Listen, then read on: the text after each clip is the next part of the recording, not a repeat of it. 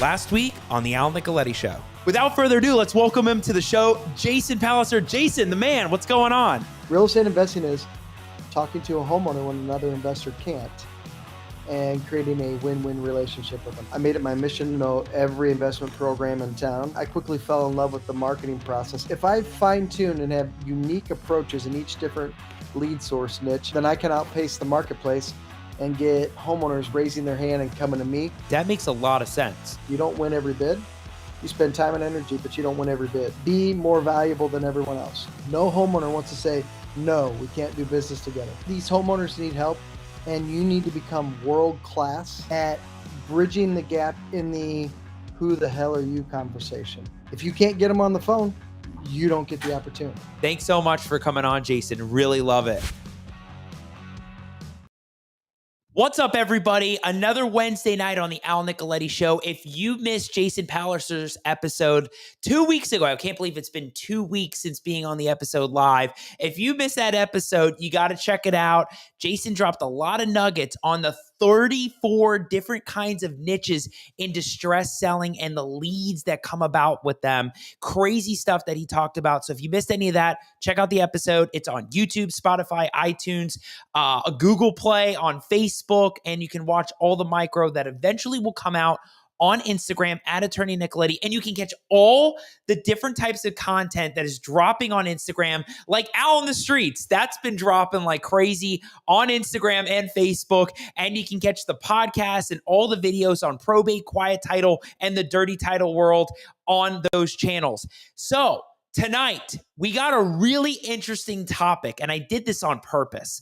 I wanted to bring on somebody that could talk about novations and what in the world they are. I keep hearing the term. I keep seeing different Facebook ads and different things that pop up. I've seen Corey pop up on the Reels and TikTok, and I think the conversation of what novations are could be super valuable to people out there when they're trying to figure out how to structure these deals in a really weird market right now. We'll get into that a little bit, but make sure you got your pens, your paper. I'm ready to take notes. I even got my extra battery pack for my laptop just in case all of a sudden something happens. I don't want to miss anything. We run a tight ship over here with the show. We're not letting anything happen. So I'm happy everybody's staying tuned. Ask questions, participate. That's what we want on the show, is for you to really engage. I'm seeing everybody comment, and I want everybody to see that you can get some great value from guests that we have on the show. So I'm excited you all are here. Again, drop your comments. We want to see who's out there tonight. We love you fans. We love everybody out there. So let's do this thing. Hey, everybody. My name is Al Nicoletti. I'm an attorney here in Florida, and welcome to the Al Nicoletti Show, where I bring on real estate super investors, rising rock stars, movers and shakers, and leaders of clubs in their community that educate, entertain, and inspire all things on Florida real estate and all the golden nugget niches that are out in the market. So I'm driving around today thinking about Corey being on the show. And I'm thinking, wow, it's very rare that we get that one episode of, we haven't had somebody talk about this before. Whether it's wholesaling, whether it's Airbnb, but getting into some golden niche opportunities, whether it's probate, whether it's foreclosures, whether it's different things like Jason was talking about on the previous episode, bringing people on that have that expertise, that really dive in that niche, break it down, the what, the why, the players. I think that is what is huge. It's a topic that is taken off, and it's something that a lot of people are talking about. And it's important that we have people on that will do this. So these are people that will take your business to the next level. On my show today, I have Corey Geary of Novation Nation. He's the Novation man. This guy is so cool. I like talking about also where I've met people along my way, along the journey. And it's crazy. I remember I met Corey through Ricardo Rosales at the Real Estate Entrepreneurs event, the Attend Growth event. I remember Ricardo was saying, hey, we're going to have this one and this person, big people, Pat Hilton. He's like, Corey Geary's going to be there. I'm thinking, I've heard Corey Geary before. I've heard that name. And I remember like looking it up, and I said, oh, that's the Novation guy. I can't wait to hear him.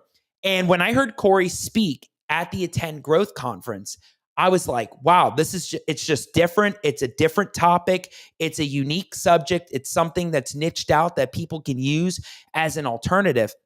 And then lo and behold, Corey's at Wholesaling Live talking about this stuff, going deeper, showing things. And what I love about what Corey does is he'll even do the cartoon, like basically water it down and be like, all right, if you don't know what this is, watch this cartoon, right? And it really boils down the basic process. So I'm really excited to talk about with him about Novations, how you can leverage them, who the players are. And I was talking to Corey backstage about this. Like, there's stuff that I know he wants to definitely talk about. But one thing I definitely want the viewers to know is what in the world even is a Novation? How do you use it? Who are the players? How is it structured? Getting the basic understanding of it, and how can you leverage it in a market like today? I mean, think about it. The Fed's raising the rates. Creative financing is hotter than ever. Buyers are backing out of deals. You got to start really using your brain when it comes to how you structure things differently. Pivoting in a market when it was a seller's market, now it looks like it's shifting to a buyer's market. And who knows? It's like, what state are you in matters in what markets are happening. But how does he even work? But definitely on the show, we're going to talk about how Corey got into real estate and how he lost $240,000 on his third deal.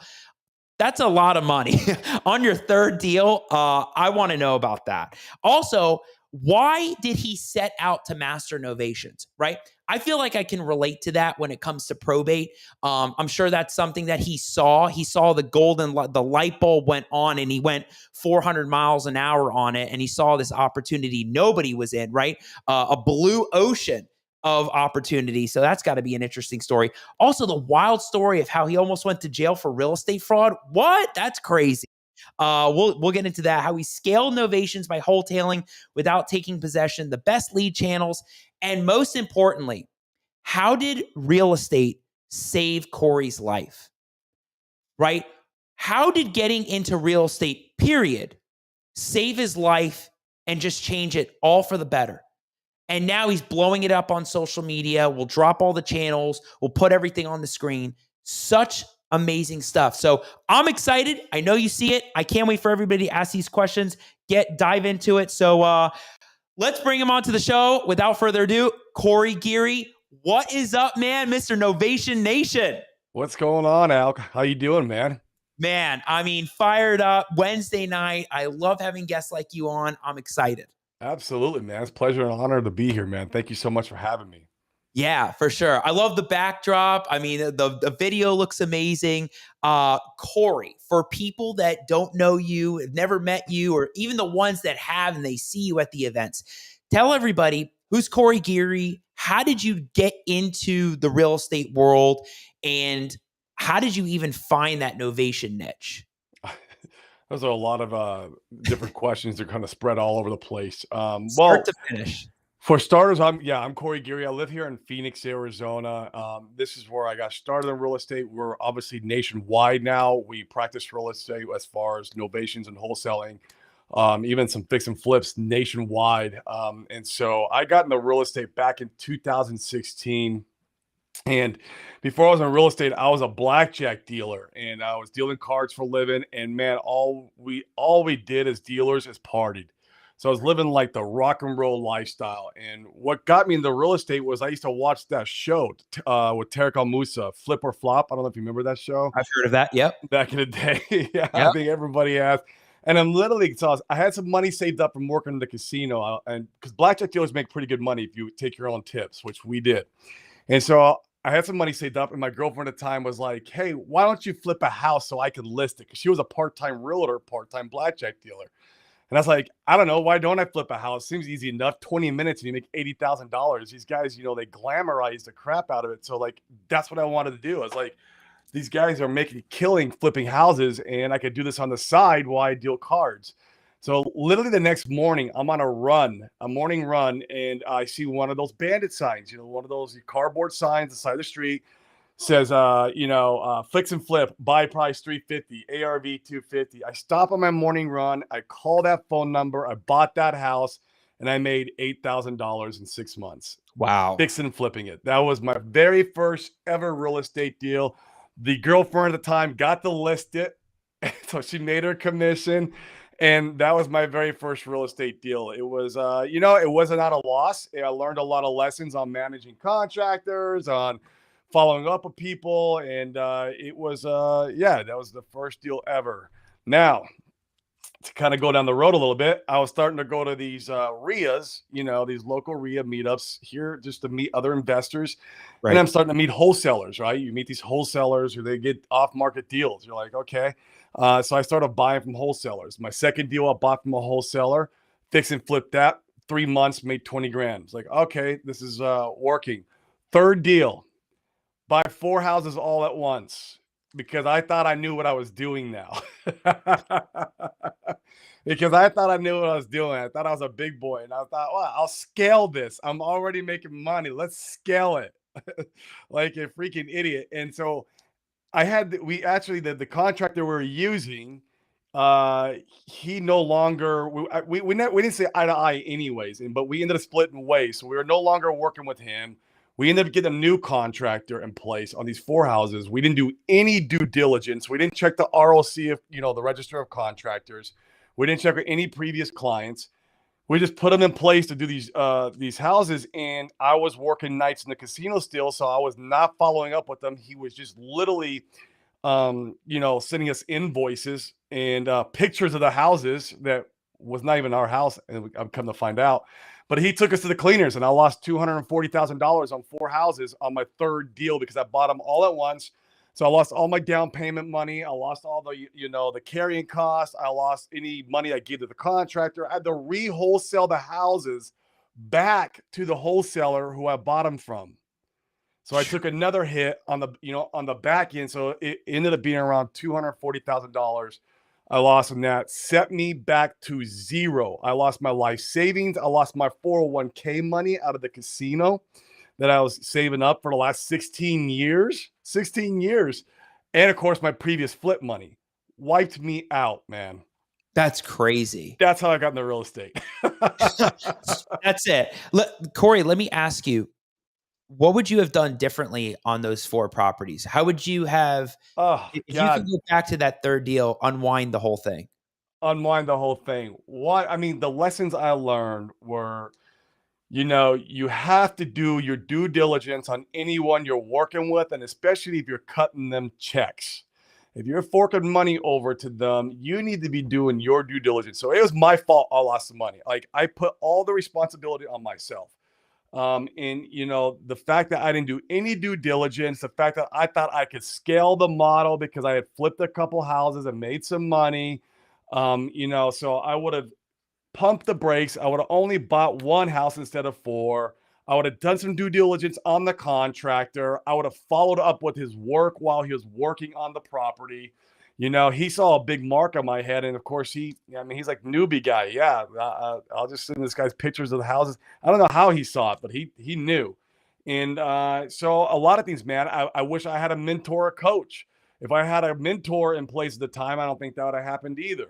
There's a lot of things that I could have done differently. That was you look back at it, and it's just at the end of the day, it was my fault, for not following up with the work, for not doing my due diligence, for not slowing down, and trying to get rich quick. Anytime you try to get rich quick, man, it's going to smack you and slap you right back. Yeah. It sounded like you wanted to really just get into it like really fast. I'm sure you've seen everybody getting into it. So you wanted to do that the same way, but you learn things from that. It's my superpower, and also my nemesis, right? I do everything hardcore, and I go all in on everything. And sometimes it's great, like owning a business, and other things it's not great, like drugs and alcohol. But I go hard on everything I do in life.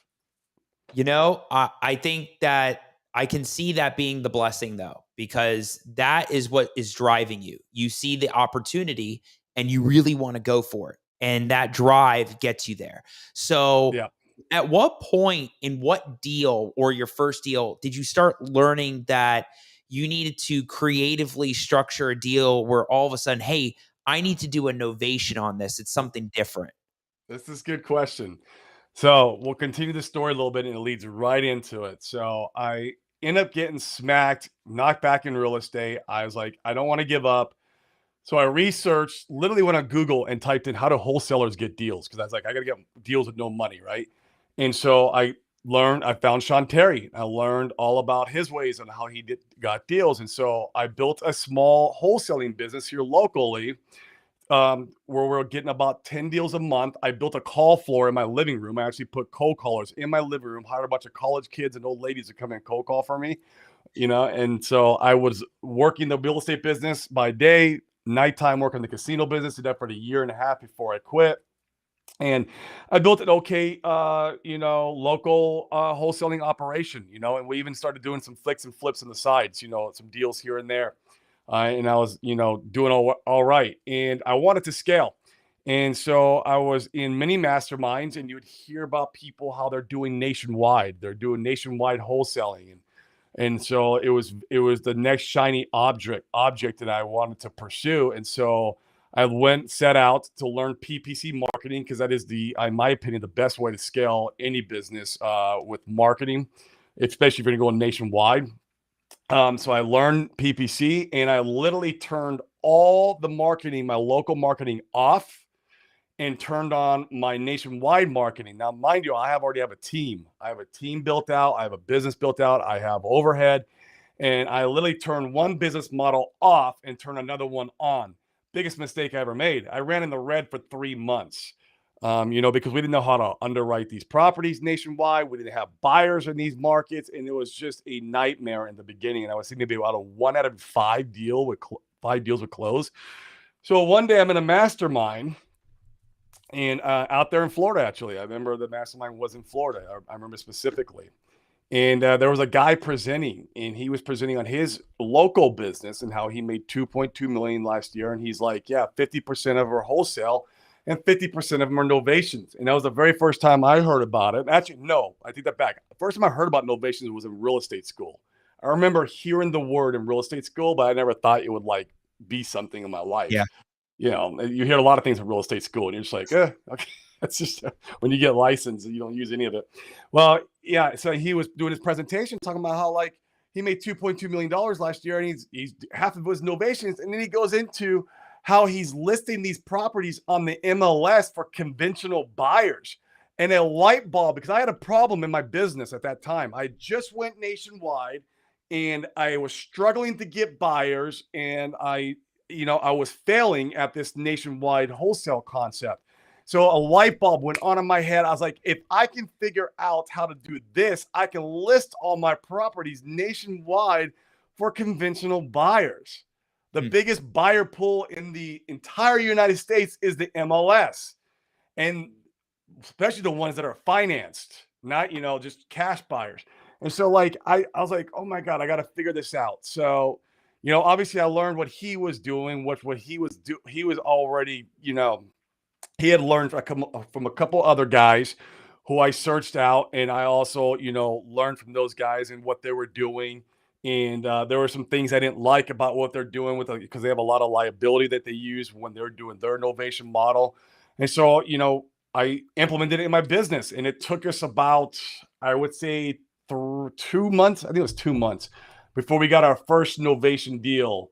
I mean, it was off to the races after that. Once I had proof of concept that I could close one and get funded and make the deal go through, it was like, this is it. I need to figure this out. So I got my attorney here locally in Arizona, paid him a bunch of money to redraft the concept for me, because the way the other guys teach it, there's a lot of.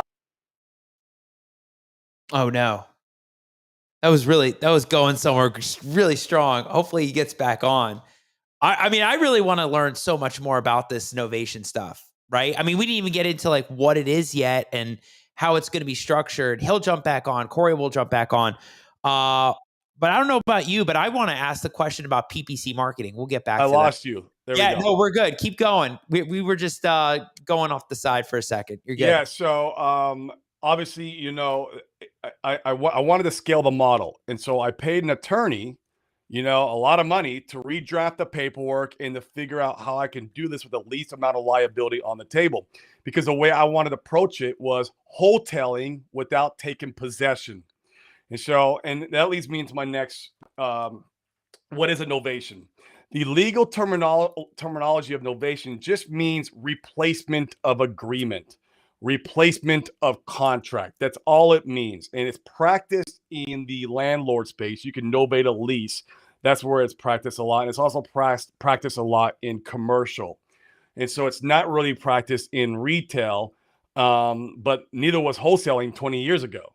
And so I feel like, it's just one of those things that's always been around. I didn't create Novations.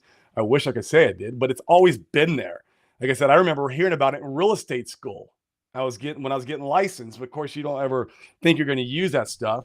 So it's always been there, probably like how assignments have always been around. And so I just went out to learn how to do the model so I could scale my business into it. Now we're a novation company first, wholesale second. So we're always going to go after the novation first.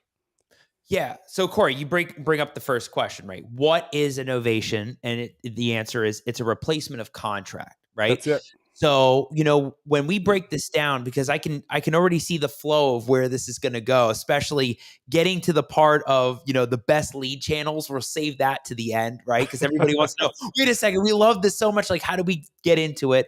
And how do you scale it? And what do certain things look like? So let's break that down. The who, the what, the why, the player. So replacement of contract. Let's go through a scenario, right?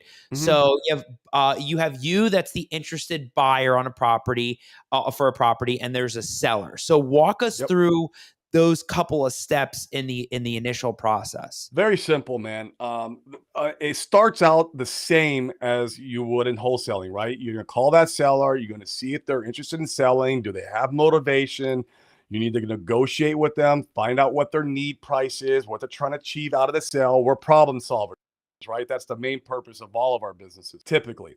So you're going to go through it. And then when you're going through your discovery call with that homeowner, maybe you find out the mortgage is more than what you could offer for a cash offer.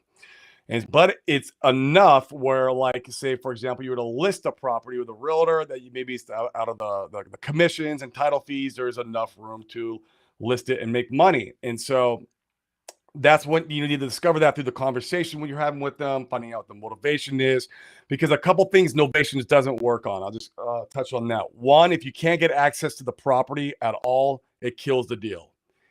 Two, if the seller has no time, it kills the deal, because you have to have time with Novations because you're doing a retail transaction. And three, the property has to be livable. So through your conversation, if you found that they've met those three criteria, you can pitch Novations. And what we do is then we basically tell them, hey, Mr. Seller, unfortunately, we are not your buyer, because as investors, we have to make a marginal profit.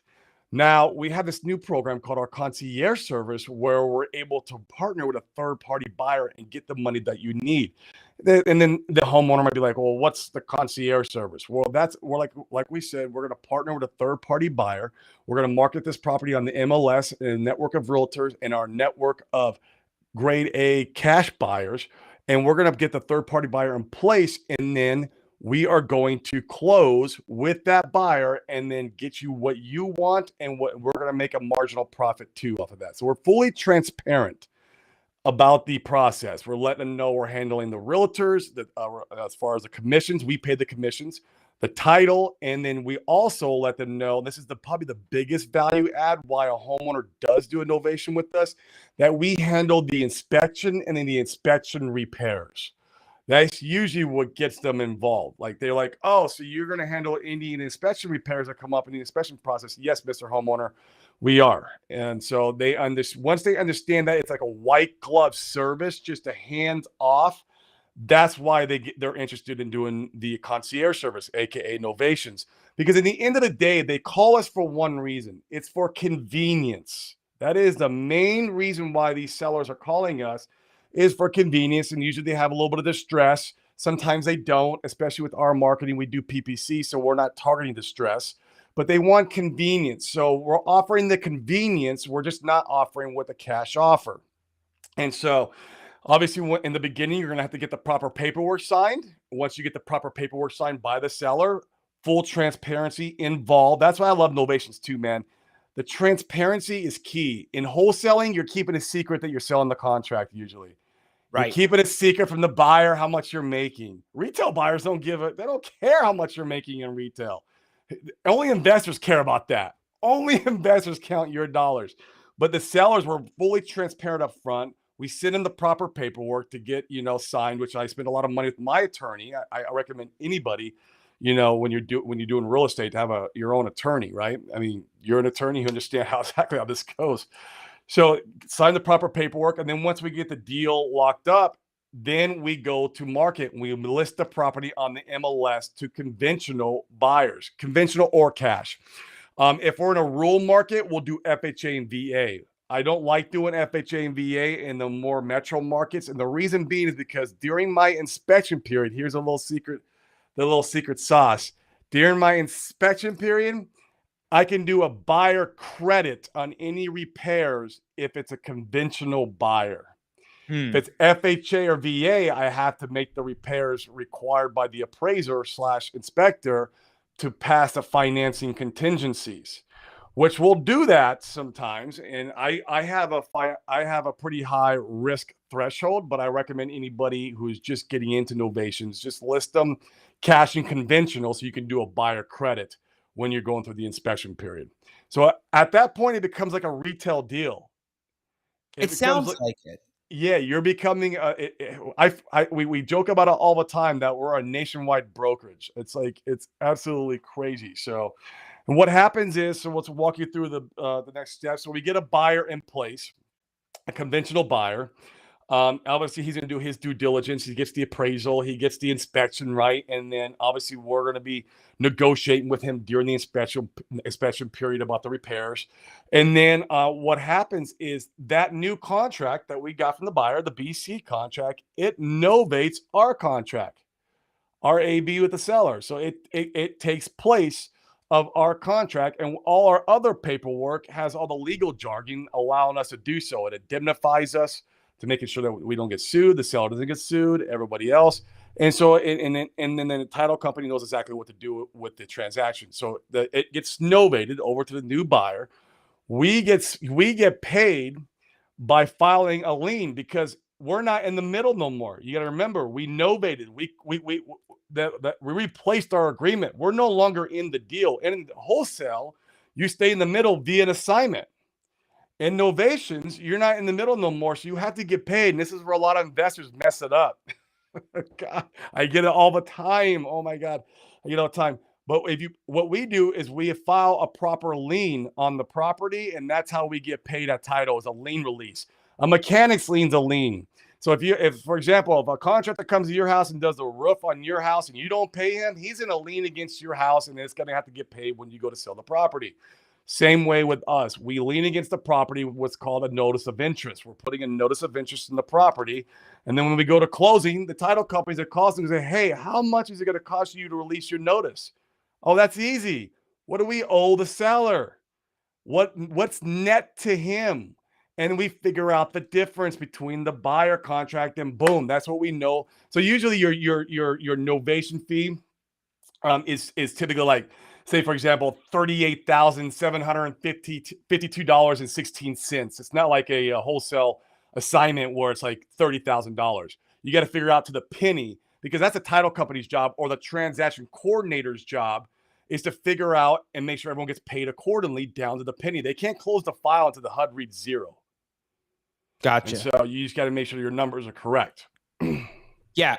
I mean, Corey, you just dropped so many different concepts and things that we could like dive in on. There's so many different things, right? I mean, first of all, let's back up. If he goes off screen for a second, I'll just go for it. So it's interesting. Corey's talking about the different prongs that you actually need to look for when getting an innovation. There he is. The different prongs, talking about if it has no access, they have no time, and it's not inhabitable, then Novation may not be the kind of deal that you're wanting to get into. Right? Is that on my end? I don't know, Corey. I'm just going over your notes. Like this is really cool. There's got to be access to the property, right?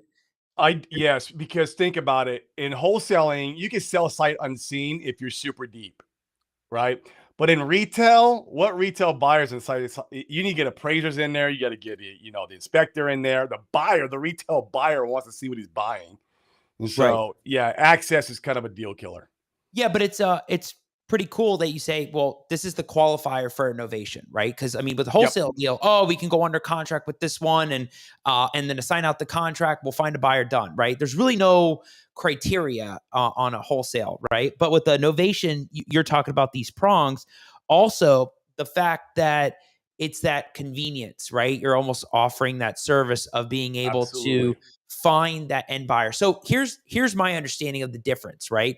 Wholesale, the seller doesn't know that you're bringing on an end buyer in that deal. Typically, no. Right. Yeah. You're doing the blind HUD, or they don't even know Yeah. what's going on. And if Yeah. they do, great. But with the novation, it sounds like it's full disclosure. The seller knows exactly what's going on, that you're not really going to even be the buyer. You're going to go find a buyer for them. And you're using the notice of intent to secure your services for having done the work. So You got it. you're the middleman that's helping facilitate the deal, but you're not buying the property. You, in essence, are still in a way wholesaling it, but with full disclosure, but you're not calling it wholesaling. That's cool. Right. It's where wholesale and retail meet. Or the way I like to think of it is wholesaling without taking possession. Like wholesaling is a new buzzword too, where you just take a property down and sell it without doing any repairs. That's really cool. I could see that benefiting, brokerages, especially if they have the opportunity for, they know where to find end buyers, right? Because like a real estate brokerage, they're the ones either facilitating that transaction, or they're the ones finding the buyers. So, talk to us also about, I mean, there's so many different things with contract clauses, the fact that it's transparent. Talk about the notice of intent. So, Notice of interest. Yep. notice What we of call it's intent. almost I think it's the same, but yes. Yeah, memorandum, right? The thing that gets recorded Yeah. down. It gets recorded. Talk to us about what is that, because we've definitely got engagement tonight. We're gonna get to all of you, trust me. I'm gonna go down the whole list. We're gonna do roll call, everything. So talk about the notice of intent. Yeah, interest. Notice of interest. So it's a one-page document, doesn't need to be signed by the seller in 98% of the states or counties. We find a county here and there that they do have to have the seller signed on it. But it's a one page just saying that you have an interest on the property. That's it. You're just saying, hey, I have an interest on this property. So it's not a memorandum of contract so that you're recording against the property. You're just saying, I have an interest. That's all it is. So that way it can be unilateral in most counties. You'll find with memorandums is about 50%, maybe even 40% of counties, you can't record the memorandum without the seller, signing on that document, the memorandum. Where the notice of interest, 98% of the time, we're able to record that unilateral. I got a notary right in-house. I sign it, he notarizes it, he files it with SimpliFile or deeds.com, or we have our TC company do it. We have a great TC company that we work with who handles all the paperwork, handles any filing if we need them to. They'll chase down buyers and sellers alike, at least to keep them in the loop, or help us chase them down or fix any title problems. Because when you scale this, it becomes brain damage on the back end. And you need a good TC company. Between them and working with local realtors, that's what's been giving us the capability of scaling this model. So Is that working with David?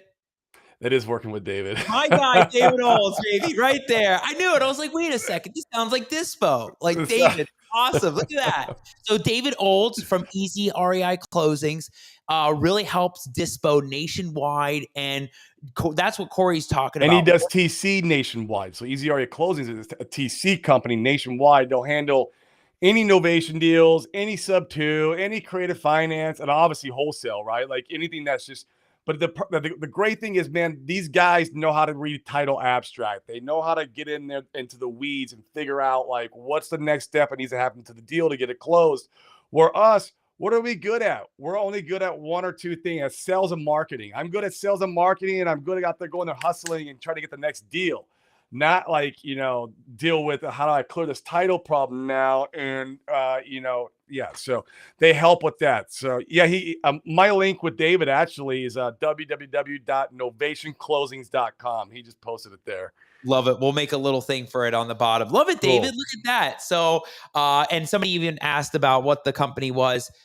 Easy REI Closings, but Novations Closings is what Corey's talking about with David. So, David, you're watching. I love it. Hope you got the popcorn. Hope the team's watching. Everybody's watching over there. Yeah, I mean, there's so many people asking some interesting questions I've seen. So, Corey, let's get to everybody here, and then we'll keep diving deeper because there may be more things that are going on. So, shout out my guy Robert Rodriguez. He's watching tonight. Also, when we do restream, it's the weirdest thing, Corey. Sometimes I can see who's commenting, and then it says Facebook user. So if I don't name you, it's because of the program, not me.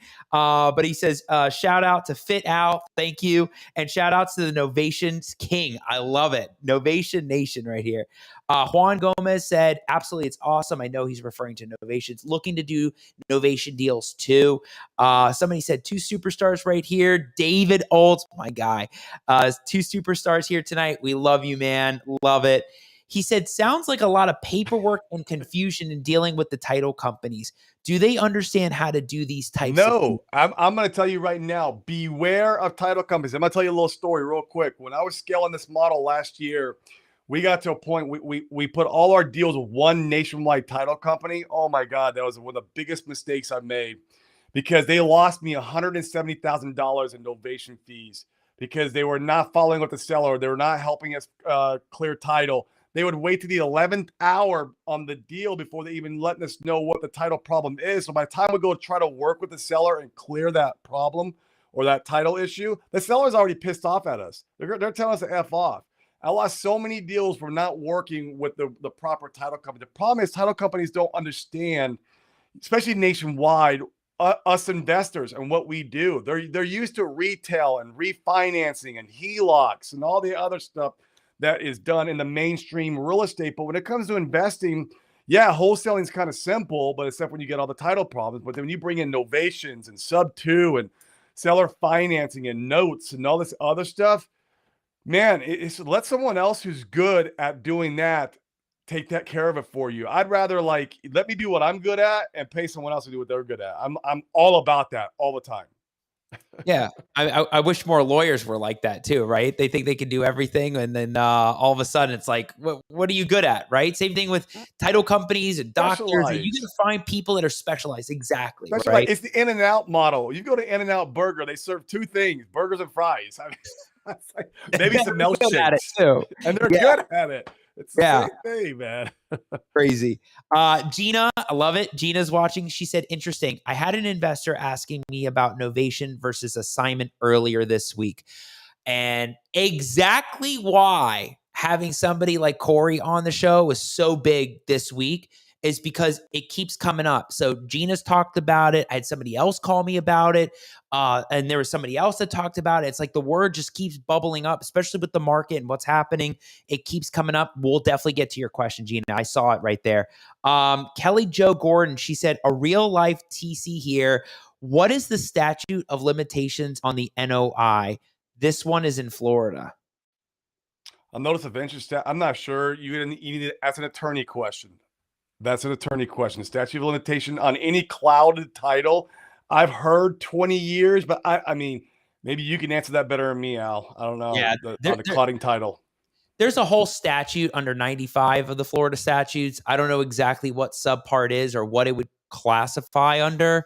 I don't know if it's a year, 2 years, but if you check under the statutes, it may talk about that. If it doesn't, that's the gray area when you start getting into notices of intent and memorandums and all that stuff.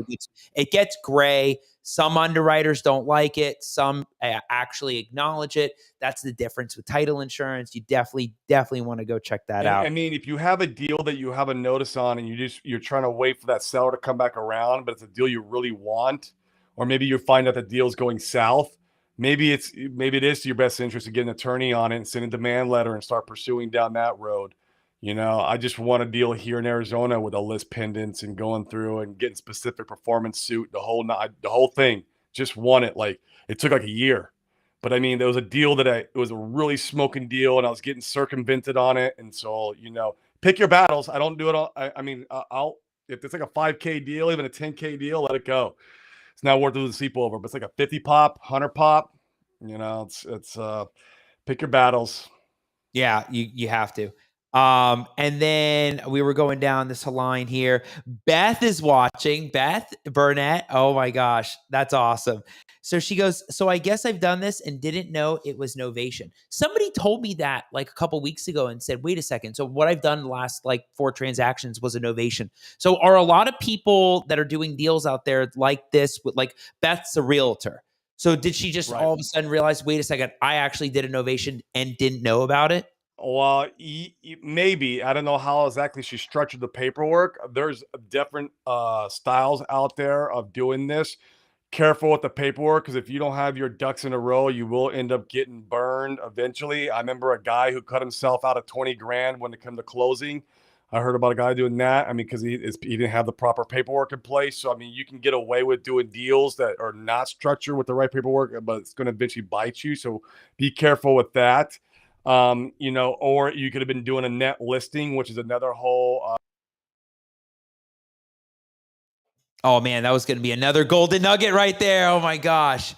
Oh man, Corey's laying it down right there. We'll come back to him when he gets there. But love the questions, love the interaction. I love that David Olds is watching. I love that David's watching. And we're gonna get to Gina's question because I was reading that just now. That looks really good. Everybody's participating here.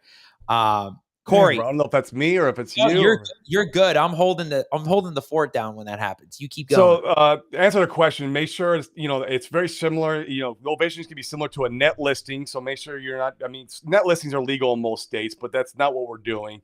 And just be very careful with the paperwork. I would get either with a solid real estate attorney who understands it, or get with somebody who's got the paperwork already drafted up for you. In a nutshell, obviously you spent a lot of money on that to get that whole program going. So we won't have to get into like the super specifics, but in a nutshell, what would be some of the basics that people get into when it comes to paperwork? So paperwork. So you want to make sure the original AB contract has your disclosure on the front end, what you're doing with the property. Even though you're going to send other paperwork that's going to be going to initiate the novation. So AB needs proper verbiage. You need a novation and indemnification agreement, which is going to lay out legally what you're doing in the process. It's a 4 or 5 page document. It also instructs the TC or title company exactly what you're doing legally. It indemnifies everybody, so it holds harmless. Seller holds harmless you, so that people don't get sued. So there's a lot of protection in there. So you need a novation and indemnification agreement. That's what makes everything legal.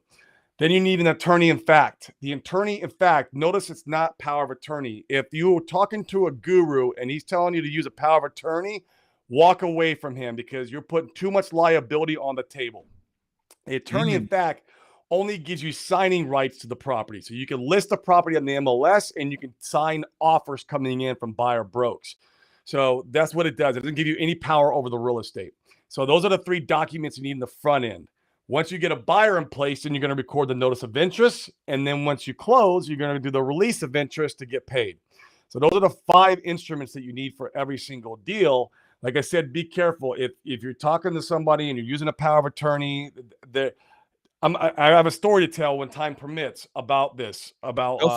Okay, so if your guru is saying use a power of attorney, walk away from him. If your guru is saying collect the seller's proceeds after closing, walk away from him. There's people teaching this. It's incredible. I cannot believe that people teach this. If your guru is telling you to sign the final deed at closing, walk away from him. Don't do any of those 3 things. And that's how everyone's teaching it in our industry. And so when I wanted to scale the model, I got with my real estate attorney and I was like, hey man, here's what I want to do, but I want to do it with the least amount of liability. He's like, well, you're not going to sign the deed. Have the seller sign that. You're not going to do a power of attorney because you're taking power over the real estate, too much liability. Okay, great. And you're not collecting seller's proceeds. So I had a deal last year, close in Illinois, and I get a phone call from the Department of Illinois of Real Estate. Calls me and goes, hey, this is Corey Geary. So this is Corey Geary. This is the Department of Illinois Real Estate. You're under investigation for real estate fraud. I was like, you never want to hear that ever, right? Like, I mean, that's like my stomach just, like, Oh yeah. I'm like, real estate fraud. What are you talking about? And he's like, well, did you close such and such Marshall Avenue? I can remember the name of the street, Marshall Avenue, and make $42,000. Yes, I did close that property and make $42,000. Well, did you take chain and title? I said, no, I didn't take chain and title. So what did you list the property with a company called List with Freedom? Yes. Were you aware they're under investigation for real estate fraud? No, of course I wasn't. I would never list the property if I known. And he goes, well, you didn't take chain on title, right, Mr. Geary? He said, no. He goes, well, it looks like you wholesaled it. Do you know wholesaling is illegal? I was like, well, I didn't wholesale. I novated this property. So, well, sir, it looks like you wholesale. You didn't take chain of title, right?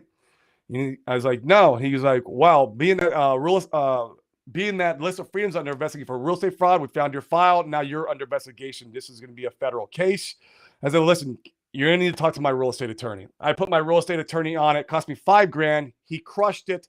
So it's still 37,000 net positive. If I would have done any of those three things the way the other gurus teach, I'd probably be in jail on that deal. I would probably be in jail on that deal.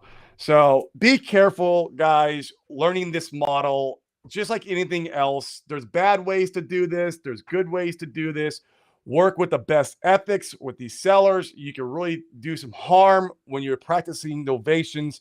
I want to teach it the best way possible with helping the seller in their situation without taking advantage of them. And, at the end of the day, making everybody some money. We are a for-profit business, of course. It's not a charity. But be careful. So that was my Illinois story. I mean, it took the attorney like 2 months to squash it. Like, because I'm licensed here in Arizona, and they were threatening to report me to the Arizona Department of Real Estate Board, which I'm licensed. I'm held to a higher standard. That's gonna suck. And then obviously there was it was supposed to go federal because it was real estate fraud. And I mean, it was like I was not sleeping for like 2 months. And Wow. My attorney, he got me out scot free. And he's like, after that, he's like, hey man, he goes, you know how to avoid anything in Illinois? Just avoid it. I was like, how? He goes, double close everything. Okay. Double close everything. That way you take chain and title and you'll never raise an eyebrow from the Department of Real Estate. All right, cool. Because before then we were wholesaling and doing novations like crazy in Illinois. We didn't. Never again, right? Now we'll double close from now on if we do deals there. Well, I bet what also helped is the fact that with Novations, it sounds like it's full disclosure to the seller. So that Full is disclosure. not. They call the seller. They call the seller and ask the seller. They talked to them. That seller could have, thrown us under the bus too. He was totally cool. He appreciated our company. He appreciated what we did for him in our company. And so he didn't throw us under the bus and say, oh, these scam artists came in here and took me for $42,000. And that wasn't the story that came out of his mouth. Are there actual disclosures that you give to the seller to sign? Yes, that's all in the novation and indemnification agreement. Gotcha. So that they're fully aware, that they're understand. Fully aware of every step in the process. Every step that we are going to do. That's why it's so important to make sure you have your ducks in a row, especially if you're going to scale the model, which we wanted to do. We wanted to scale it, Yeah, and we're going to talk about that because, like, on a rough number, how many novations have you done since you started? Rough number. Hundreds now, man. Last year at my peak, I'm not at my peak right now. We scaled the business down. We're still doing good, but we scaled way down. At my peak last year, man, I had 66 deals at one time. Wow. 66 deals nationwide at one time. Yeah, it was a nightmare. Absolute nightmare. I was losing deals left and right. It was before we were using David Olds. It was before we used local realtors. We used to only use flat fee listing companies. And that's a nightmare because you have to manage the whole retail process in-house. If you use a local realtor, they'll manage the buyer walkthroughs for you. They'll get the pictures for you. They understand when the appraiser is supposed to be there. They understand the inspection process. They might be able to help you get inspection repairs done if you're getting an FHA loan. They help you so much they're your boots on the ground employee, almost like an employee. I mean, it was game changer when we switched over to the flat fee to using local realtors. We were just trying to be cheap. We're like, we don't want to pay the realtors, right? They take 3%. And we're like, we can just list it with a flat fee listing company for $300. No, local realtors. Now, Yeah. I'd have to count, how many we've done. We did. I mean, I don't want to talk numbers here as far as like monies and stuff, but we've done a fair amount of volume last year in transactions, and most of them are novations. 80% of our deals are novations. Crazy. Yeah. Yeah. I mean, you're in that niche really hard. I mean, I'd That's expect that. It comes across, bro. Like if it gets a dispo room, like the other room, like it is that dispo room. I'm in the disposition meeting and I see a wholesale deal. I'm like, what the heck happened here? And then we're gonna ask the acquisition, like, hey, why is this wholesale? And then he's gonna be like, oh, well, they need their money in 3 weeks because it's getting foreclosed on. All right, let's move forward then. I need to hear a reason why. Like, I don't want just wholesale deals coming through because no. Why is this wholesale? Yeah. And Corey, you can answer David. Absolutely chime in because he's seen it on the dispo side. What have been some of the easiest states that you've been able to do novations, or maybe just less paperwork or just less headache? Yeah. I'm sure. Less paperwork. You need all the paperwork for the most part in all the states. There are some states that are a little bit more, like the attorney states are a little bit more complicated, and that would be a whole David question because I let him take care of all that. Yeah. But my Yeah. favorite states off the top of my head are, and I just go right off the top of my head, Florida, Georgia, North Carolina, South Carolina, Texas, although it's getting questionable now, Arizona, California, even though it's difficult to do deals there, but they're big pops. Utah, Washington, Oregon, they're off the top of my head. There we go. Top of my head. Yeah. It's Yeah. like the South and it goes right up and swings up. Yeah, but make into sure the you Northeast. skip Mississippi and skip Louisiana too, because Louisiana, I don't have the best luck in Louisiana. Yeah. Yeah. I can see David chimed in. He said difficult states are New York, Connecticut, and Get out of California. there. Get out of there. That's Yes. crazy, right? Like Get out. every state's different when it comes to this, and I'm sure the paperwork's just crazy. Yeah, and California is difficult too, man. But man, I have not had a deal under like $50,000 in California. Like, I'm willing to like at least give it a shot and fight for that deal, because it's just the spreads are so good out there. Crazy. So Gina asked this question, and I'm sure it's come up before. She said to record a notice of interest, what is your actual interest in the property? A binder or just a signed contract between yourself and the seller? Well, it's not a signed contract because that's not what we're recording. That's more of a memorandum. So maybe the binder, I'd have to ask Josh on how he records it in Simplifile or deeds.com when we record the notice. It's just an interest. You're just saying, I have an interest on this property. I mean, essentially anyone can record a cloud a title. Anybody can cloud a title for almost anything. It's you got to be careful with it, but yeah, you're just saying I have an interest on the property, and actually Simplifile and deeds.com has sections in there you can that's reserved just for the notice of interest on almost every county. In every county. And then when we close, obviously Easy REI is going to get my release from me. And then the title company files the release at closing. Huh.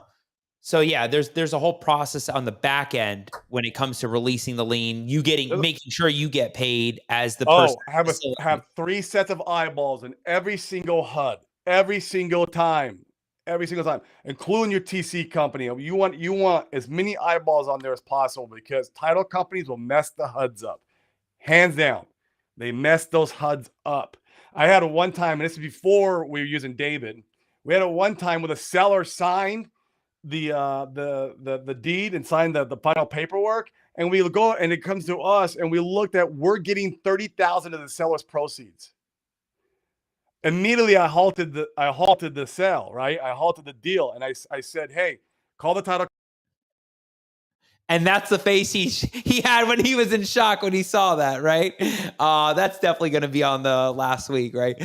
Does everybody find this interesting? I think it's totally interesting when it comes to a difference versus wholesaling, right? There's a whole different world when it comes to this. And it sounds like you got to have all your ducks in a row, all the paperwork. People like David, David Olds is seeing this nationwide and all the paperwork that goes into it.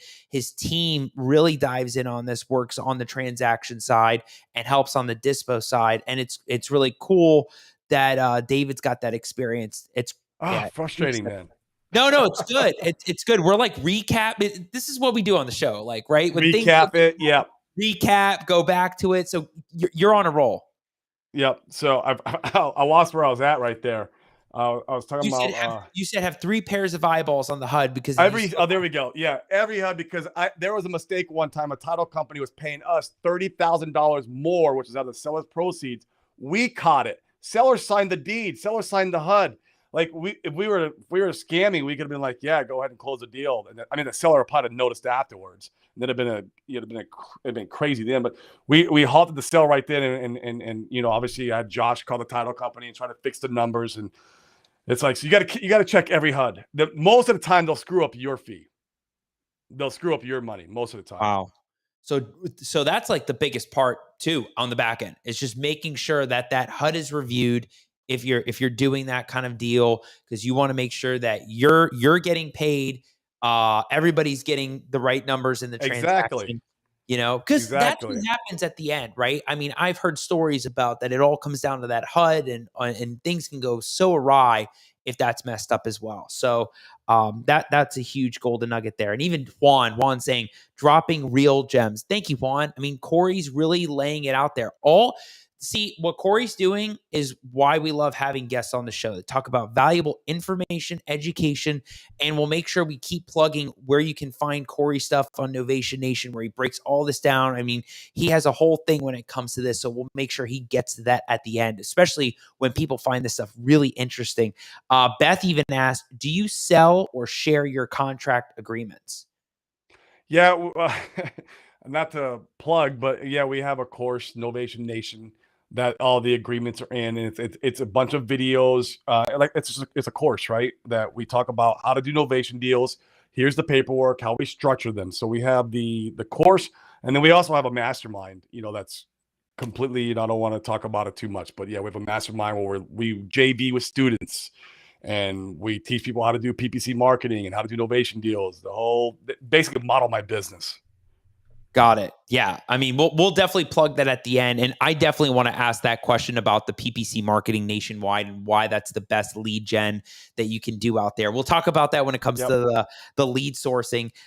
David even said, I know that clients using novationsclosing.com get to use their transactional funding for a really low price. Nice plug there, David. Love it. You got to love David Olds. I do this guy's amazing.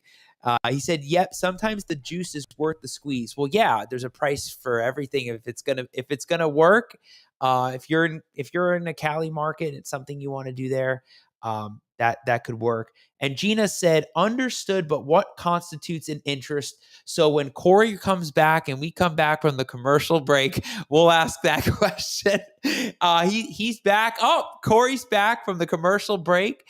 And let's see if we can bring him right in. Let's see what happens, Mike. Is he right there? Is he still frozen? All right. Nope. He's like, you can tell, right? You can tell that he's like frozen right there. So we'll get into some more stuff, and anybody that's got questions on this, Mike's going to keep dropping, the things on the bottom of where to find Corey. Corey actually has a whole thing called Novation Nation, where he JVs, he has Facebook groups, he has a lot of the forums, things that you can get into when it comes to novation. So that's something you want to check out. Definitely look into that. I'm sure he's got content. If you follow him on Instagram, he's dropping reels all the time when it comes to novations and different things that you can get into in that market. So lots of stuff that I didn't really know about. The only time I ever heard about this was when I took business law in college. And back then I didn't know what was going on at all. I think it was like the first day they talked about novations.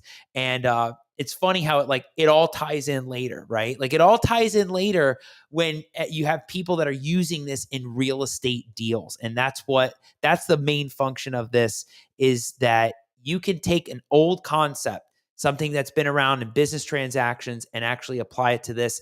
Having the right paperwork is going to be big. So if Corey comes back, that's great.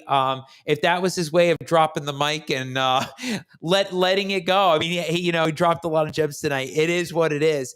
But I just really wanted to bring someone on to talk about that. He talked about the different prongs when it comes to what to look for, he really talked about the forms. So if you go back and rewind this, he'll talk about the basic forms that you get into. Obviously, he's not talking about like what goes in the forms. That's what he means by getting the right real estate attorney that can help prepare those forms. Or you get someone like with Corey that actually has gone to that length, had an attorney review those forms, and you get with him and talk about that, and you get into Novation Nation. And he's back, Corey. Geary, Yeah, I think I fixed the problem. I hope I fixed it. just tell us that you keep going on a commercial break and that you got tons of Oh, man. novations going on. Internet's been good all day today, and then nighttime comes around and it just wants to bog out, but it's all right. It's David. He's telling you that he's got another deal he's ready to dispo. Oh, okay. Yes. Yeah, right. Let's go. Awesome. Let's go. So Gina had that one question also about the interest. She said, understood, but what constitutes an interest? It's a notice of interest. I don't know what constitutes as an interest. It's anything. I mean, if you go to simplyfileordeeds.com, there's a section right in there just for interest. You know what I mean? It's just for interest. I would have to ask my TC how he files it, and I can show you the document, but it's just a notice of interest on the property. It's all it is. It's just an interest on the property. Gotcha. We'll leave it at that. Corey. Yeah, So I wish I could tell you more. I mean, we do them nationwide in every single county, and they record just fine. Yeah. So let's talk about that. The best lead channels for Novations, and your thing in the beginning. I listen to what you're saying. Talking about PPC marketing. Why is stuff like that the best type of marketing when it comes to Novations? And what are those best lead channels for Novations? Great question. One reason why is because the seller's calling you. And this is for wholesale too. I love it for wholesale, for any kind of lead gen. When the seller's calling you, you have a hot lead. They're really interested in selling their property. They raised their hand and said, "Hey, yes, I'd like to sell." Whereas opposed to cold calling, texting, and RVM and those other channels, you're having to reach out to them. They're a cold lead. And we average about 1 in 70 leads on cold calling per contract, where in PPC, it's 1 out of 12. So you can see the big difference in the leads. The second reason why I love PPC is because in cold calling, text, or RVM, any kind of telecommunications, you're usually pulling distress. You're pulling pre-foreclosures, you're pulling tax liens, you're pulling any kind of defaults, your lien violations, inheritance, all these, the probates, what you love. There you go. You're pulling that, and that's what you're marketing to. So you're marketing to these properties that have a bunch of title problems. And so they're in distress. When PPC, it's every seller under the sun that's reaching out to us. We don't have these serious distressed sellers. Sometimes we do. We get them sometimes, but like we have all the good sellers too, the sellers that don't have the big problems. We have pretty houses that don't need a $150,000 remodel in PPC. We're not targeting distress. It's just every seller that possibly just wants to sell their house. That's it. And they're reaching out to us. And so that's one reason why I like PPC. The next reason why, because it's infinitely scalable. I can scale it into any market with a push of a button. If I want to scale cold calling to my next state over, I got to pull new data. I got to skip trace that data. I got to get new dialers. I have to manage those dialers. There's a lot of work that goes into scaling a telecommunication business. With PPC, man, it's a couple of clicks of a button, maybe to increase my budget, and we're off to the races. Leads are coming in. That's why I love PPC marketing. Yeah, that's something that a lot of investors have been doing a lot more. I've heard some people that are doing that in a different market where PPC they got the seller. The seller reached out and said, "Hey, I found the whole lead, and I'm interested in selling." So I've heard Facebook ads, PPC, all that stuff. So thanks for dropping that, because that could be a golden nugget to somebody out there that's like, what type of marketing should I do? Should I do direct mail, cold call? Well, wait a second, we need to be doing PPC, right? So that's going to be big for people.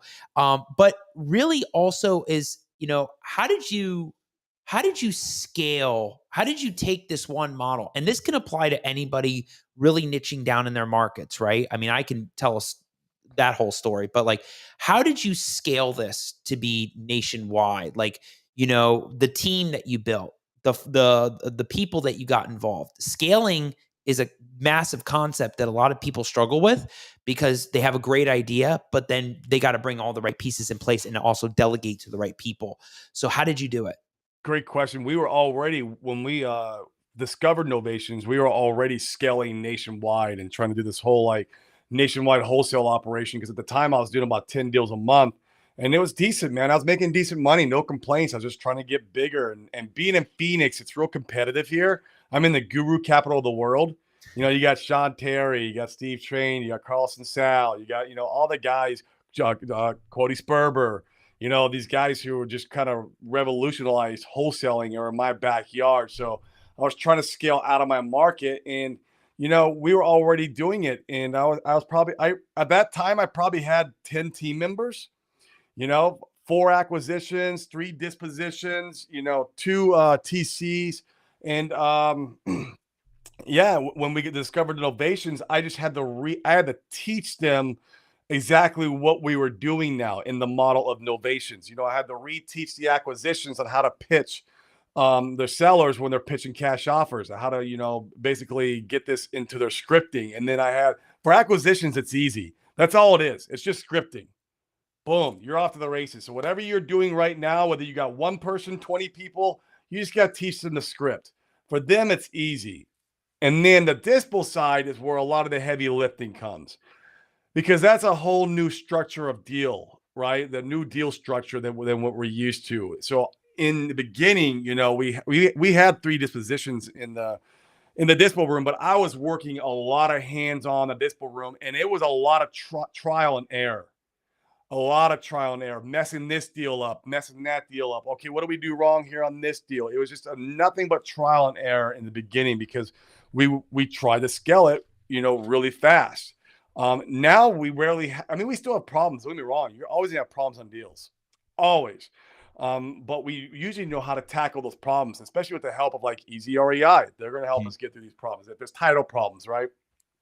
Other problems come up too. Problems of sellers, you know, them ghosting you, problems of buyers. But in the beginning, you know, it was problems of like, how do we list these properties? You know, how do we handle the inspection period? Okay. And then, you know, it was the retail process. Now, I was fortunate enough that I was licensed here in Arizona. So I do understand how a retail transaction transpires from beginning to end. And that does help a little bit in Novations, understanding that process, walking the walk and talking the talk like a realtor. So now when we're getting realtors in place, you know, for our deals, we know how to have the conversation with them, you know? So in the beginning, man, it was rough. You're going to go through a lot of trial and error. You're going to hit a lot of speed bumps, but you just got to stay consistent. Yeah. Yeah. You're going to hit those speed bumps for sure. And there's going to be still hit them. Mm-hmm. Yeah, I'm sure when you scale and you want to get bigger and you want to take on more people, or you we scaled big last year, and we've been scaling down this year. We still have I got 2 in the dispo room, 1 in-house acquisition, 2 VA acquisitions, 2 lead managers. So there's 7 of us, not including me. So now there's 7 of us. So wow, we scaled down though. Scaled down some of the marketing. Still doing, we had 2 closings last week. We had 3 new contracts this week so far. So we're still doing good. I'm cutting costs with the uncertainty of the market right now. I'm being very careful on stuff. So like my highest overhead, I'm getting rid of it. Getting rid of my highest overhead right now. So it's just running mean and lean. That is key. I like it. I like it. Now, who's going to be scaling because of this is David, because it's just going to keep getting bigger and bigger, right? Yeah, Dave. I mean, right. Because I mean, he's going to have all these guys doing it now, and he's going to have, there's going to be a great need for his company. It was amazing when we put his company in our company. It took place of 2 positions that I was able to get rid of. I had a lady, we called her the file handler. Her only job was to come in at 8 in the morning. And since we had so many deals on the board, she was to touch every homeowner and let them know where we're at in the process of the deal, right? Make sure we keep our rapport going. We're not breaking rapport and that we're still getting the deal done. You know, what's the next step? So she got paid $40K a year to come in here, and that's all her only job was. The next position was my TC guy, who I didn't get rid of him. But I need a junior acquisition, so I moved him from TC to junior. But he's getting paid like I think he's getting paid around 33 a year to be a TC. So I was able to get rid of the $40,000 a year job, the $30,000 a year job. So that's 70 grand a year I was able to get rid of by onboarding David Old's company. Wow. What a difference. I mean, that makes the difference. Finding the right people, of course, that you partner with and that you work with makes it all better, Yeah. right? And it takes time, right? I mean, we've seen numerous people that were involved in a certain niche, and then all of a sudden they bring on that one person that figures it out, and it just changes the game for everybody. Changes the business. Changes the whole business, and now it's just taking off, right? So, huge, awesome stuff. I mean, Corey, we went through so much. This is what I wanted to know, right? What I told you backstage. I really wanted to know what a Novation was and what it really looks like, and we got that, right? Absolutely, we got. I mean, It was a lot. It was a lot. It's a lot. That's a 30,000-foot overview. Yeah, but people pay a lot of money even just to hear that, right? People pay a lot of money to hear that. But more Absolutely. importantly, is these concepts are things that a lot of people don't really hear about, right? The prongs, the elements that go into it, the paperwork, who you need to work with, the type of dispo team, the type of closing team, all of it. So I just want to say, like, I mean, we went through all of it. And the one thing I just have to ask you, because I know you wanted to talk about it, which was at the end of all of this, how did real estate save your life? That's a great question, man. Before I got in real estate, man, I was lost. I was drifting through life, partying. I'm a recovering alcoholic and cokehead. I had built my real estate business in the very beginning, drunk and coked up. I built $1 million wholesaling company drunk. I don't know how I did that. But I got into real estate because I was chasing the shiny object. I wanted money. That's why I got into real estate. Little did I know that I meet people in my journey who would help me grow as a person and better myself spiritually, mentally, physically, and obviously financially. Those are my 4 pillars I live by. Financial is the last one. People like David Oates, right? Me and him are really good friends. And anytime we have issues, we're talking, we're growing together. And so I've got on this journey. Real estate created this journey for me, this entrepreneurship journey of growth, inner growth, my growth with God, my connection with God, my connection with my family, my physical growth. I'm proud to say I'm sober off drugs and alcohol for over 2 years now. Good for you. Nothing. And so I'm married now. If you would have knew me 3 years ago and you're like, bro, you were never getting married. The way I lived my life, you would thought it was a joke. And I have a daughter now. I have a daughter who is 14 months old. And it's funny that I've always wanted a daughter. And I was kind of like, just with certain women trying to maybe have kids, it never really happened. The 2 weeks after I quit drinking and doing drugs, 2 weeks after my girlfriend, who's now my wife now, my girlfriend got pregnant. It was like God knew I was ready at that time. And so like none of this would have happened without real estate. None of it. I would have continued living my fast lane, dealing blackjack, doing coke every night, drinking lifestyle. And who knows how long that would have gone. I'm 45. Like, how long can I go on like that? And I've been an alcoholic and drug addict since I was before my 20s. I've lived my whole life a heavy drinker. And so real estate, man, has really just, gave me a different outlook. It's made me grow so much. And I'm truly blessed. Like, oh my God, that I had a little bit of that greed and I wanted to chase the dollar. I don't think greed's a bad thing. I think it depends how you look at it. It depends what you do with that greed. If you do it for good or bad, there's 2 different ways you can look at it. But I think we're all here to aspire to get more money, because in the end, it can make us a better person if we do it the right way. It makes us a better human being. And that's what real estate's really done to me. It's made me a better human being and a better just, all around. Now I'm a good father, good husband. I'm a good friend, to all my friends. And and I love myself now. I never loved myself before. Real estate has taught me how to love myself. So it's crazy how chasing the dollar a few years back did this to me. And that's how real estate saved my life. Amazing. Congratulations, man. Thanks, man. That's a huge accomplishment to Appreciate really focus and laser in on what you're doing now. And it's crazy how that really pivoted you away from that world you were in, brought you into a completely different world, it's got you zoned in, focused, scaling your business, and Yeah. now you got the family life. Now you got the daughter you've always wanted, right? I You love got her. the wife. I mean, it's incredible, right? So I you miss her did right now. and you've done exactly what you've wanted to do, like, and it's empowering, right? And you can imagine how many people are in the position you were Yeah. and want to get out, right? Absolutely, man. Absolutely. And so anybody who has dreams of pursuing entrepreneurship, do it if you have the dream. It don't have to be real estate. It's just real estate's what I fell into, right? There's so many, you know, there's so many different niches out there. You can make a crazy amount of money. I mean, I got friends who make money in oil and gas. I got friends who make money in e-commerce. You know, pursue your dreams. You're here for a reason. There's a real God puts you here for, and if you're having that desire, there's a reason why you're having that desire. Pursue it. Love it.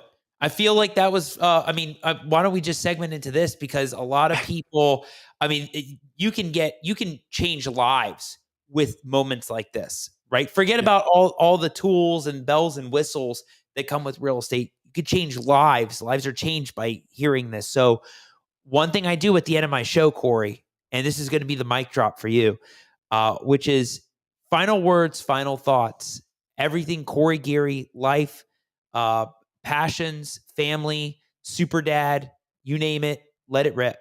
That's it, man. I mean, my goal is to create, you know, lasting legacy within my family and my friends and my network of friends around me. And not just money wise. I don't talk about just money. I'm talking about my my four pillars. My four pillars, I'll touch again, is spirituality, mental, physical, and financial. And I want to impact my children with that, right? And teach them and how to change the world and create impact in the world. And by creating impact in the world, it will provide back for you. And this is the purpose that we are here for. And that is what I truly believe, man, I want to do with my life. And hopefully I can just instill that into my daughter and her kids and those kids and those kids. And man, that's what it's all about, man. And knowing your true why, because when you get asked, and I'm going to throw this out there, when you get asked what your why is, think about that answer, because most people say it's my kids, it's my family, it's my dad, my mom. No, it's the wrong answer. Your true why should always be you. Always you. It should always start with you. Loving yourself, because you can only love another human being unless you love yourself first. There you go. Right there. Golden information from Corey Geary. I mean, uh, again, the things that you Got talked me about. getting goosebumps talking about this stuff, man. It's But think about somebody that's watching this or that will watch it later and be like, I feel like I'm in the position Corey was years ago. yeah, I feel like I'm in the position Corey was a year ago, but you know, I'm that's what I'm looking for, right? I'm looking for that next step, that next level. You can impact people that way, right? It's not just about real estate, it's about the journey you've been on as well. A lot of people yeah. don't realize that, you know, we talk about real estate at the conferences, in the groups, in the chat rooms all the It's time, but fun. yeah, it's a blast, but we also forget about the struggles and the downs, the ups, the downs, the ups that come along the journey, And the and people. the The people you meet, people. the people that are ones that are positive, the ones that are negative, the ones, you know, sift Mhm. through life that way. People uh, don't realize that that's what it takes. It's going through the mud and really sifting through that, It and is. it's not always unicorns and rainbows, right, Corey? Oh god. It's not? Man, the gurus lied to me. They've told a lot of people a lot of things, right? So I love it, and you've got so many people that are just commenting gems and fire, and they're so inspired, and it impacts them, right, in what you're doing. And our great friend David, he's I out there. love David. They God. love David. Oh, and David, you know we're gonna plan you coming in the studio, right? You know, being on the show. We're gonna have that because we got to talk about all the novations and everything that you're doing and Oh, he everything. sees all the problems I don't see. Yeah, You there know, you you want to talk go. about novation problems on the back end and fixing the crap that goes on. He's gonna have better stories than me. I can't wait for that. It's going to be crazy. Corey, you are awesome. I mean, somebody even said, love the genuine smile, Corey. Yeah, Thank you have you. that smile. You have a passion behind this. We can see the drive. Love having you on the show. Thank you for dropping all the information, golden nuggets. And of course, plug Novation Nation, please. Yeah, Novation Nation. You can go to www.novationnation.com. Follow me on Facebook, obviously Corey Geary. You can DM me on Facebook. It's the best way to get a hold of me to talk about the Novation Nation course if you want, or talk about the mastermind that we have going on, right? In Facebook and Instagram's the Corey Geary. And so those are the two best spots to follow me. I put a lot of content on there. I try to make great content that's, relatable, that's real estate specific, mindset specific. And then obviously, like I said, you can DM me there anytime. It's not a VA who answers that DM. It's me. So there you go. Oh, isn't that's a bonus right there? It's not somebody yeah. VA, right? As for now, like I don't know how long, because I have to time block my day to go through my DMs now. I'm like, man, I can see why people put VAs on that. It's amazing. Another time block, right? Another thing that you dedicate the time to. So that's a whole other conversation. It is, dude. Corey, you're awesome. Thank you so much for coming on, man. Novation Nation, love what you're doing. Keep going. I can't wait to see you at another conference. It's going to be awesome. I'll be there. They're speaking, talking about everything, showing the cartoons. It'll be a blast. Yeah. Thanks for coming on, man. Thanks, Al. All right, you got it. I'll see you soon. Wow. So, I mean, for those that jumped on late, you got to go back and watch the beginning, right? I took so many notes about Novations, what it is, how it is, the parties involved, different things in marketing, paperwork. I think that there's just so much to unpack from one episode of the concept of Novations, the notice of interest, and what that interest is. Everybody was asking great questions. Everybody was jumping in and talking about some great stuff tonight. It's a topic. Again, Corey is that guy that really dives in on the Novations, but really it's also the topic too that seems to be hitting the markets more and more about what it is. It's that concept, right? So talk about finding out what it is and how it works and the people you got to get in touch with, the players that you got to be near. That matters. So just want to say thank you to everybody that was watching tonight. Really participated. And I hope you got so much info from that, because I think there was that one moment when he was talking about qualifying for a Novation and the paperwork involved. That's its own little reel right there about what you need and all the stuff. So check it out. You don't want to miss something like this if you jumped in late, or if you're on the road or listening to this in the car, or you're listening to this 3-4 times. I love people that listen to the episodes 3-4 times. Love that kind of stuff. If you're listening to this, go back to the beginning, chop it up into little pieces. If you're working on a deal, this will help you kind of guide where you want to go. And definitely, if you want to get in touch with Corey, you got Novation Nation. And like he said, he checks his DMs. So eventually he'll get back to you on stuff about the course, about what he does and the Novation world and JVing on all that stuff. Huge stuff. So it's a wrap on the Al Nicoletti Show. I finally understood. I told Mike in the beginning, I said, the one thing I want to do when coming on the show, I want to know everything about Novations. I want to understand the basic concepts. I didn't want to leave without it. I understand it. It's really interesting. And I hope you watch it and you get a lot of information from this. So that's what we do on the Al Nicoletti Show. Have a great night, everybody. I will see you next week. Take care.